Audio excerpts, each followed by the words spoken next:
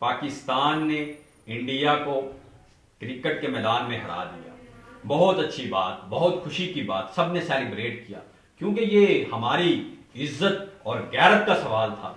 लेकिन इंडिया ने एक बहुत बड़े मैदान में पाकिस्तान को बुरी तरह हरा दिया और वो मैदान था world rule of law index का।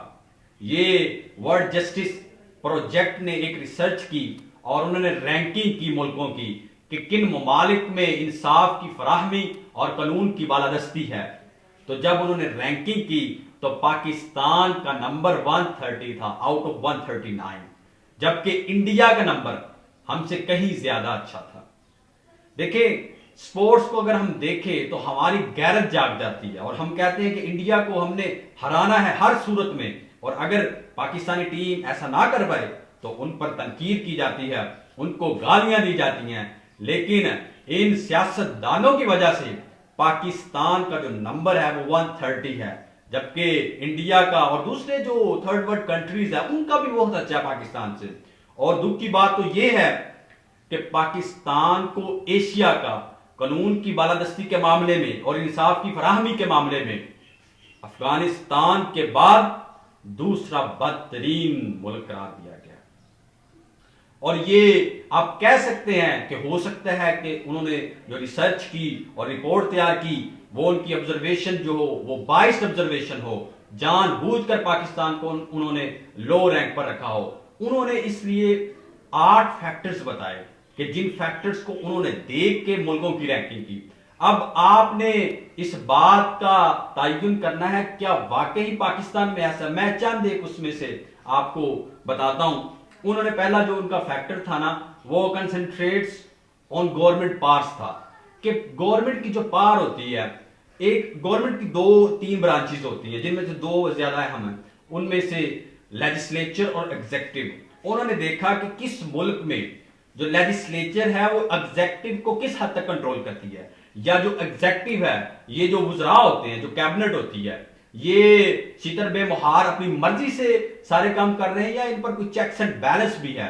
तो उन्होंने देखा कि जिन ममालिक में ये जो कैबिनेट है ये ऑल इन ऑल है, ये जो चाहे करे, इस पर कोई चेक्स एंड बैलेंस का कोई तरीकाकार वजह नहीं, तो उन ममालिक को उन्होंने लो रैंक पर किया। और पाकिस्तान का हाल भी यही, ये वुज़रा किसी को सुनते नहीं, अपनी मर्जी से काम करते हैं। और दूसरों ने करप्शन के बारे में देखा कि काम करवाने के लिए इदारों में करप्शन कितनी है। तो पाकिस्तान में जिस इदारे में भी आप चले जाएं, पुलिस का हो या कोई भी इस तरह के इदारे, आपको पता है, आप जाते हैं, आपको इसका अच्छी तरह इदराक है कि कितनी करप्शन हो रही है। तो वो बाइस ऑब्जर्वेशन मेरे ख्याल से तो नहीं उन्होंने की होगी, क्योंकि पाकिस्तान जहां करप्शन का नाम है, पाकिस्तान का नाम है, ये मुमकिन नहीं। और तीसरी चीज उन्होंने बताई कि जो क्रिमिनल्स होते हैं, जो मुजरिम होते हैं, उनको कैफरे किरदार तक पहुंचाया जाता है या नहीं पहुंचाया जाता।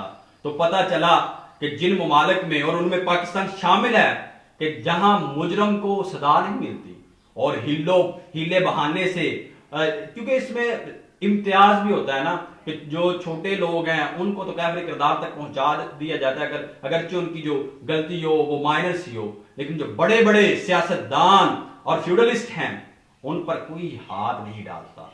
और पाकिस्तान में ऐसा है। और इसके अलावा उन्होंने बताया कि जो इंसाफ की फराहमी है वो इजीली मिल जाती लोगों को या खज्जल खार होना पड़ता है।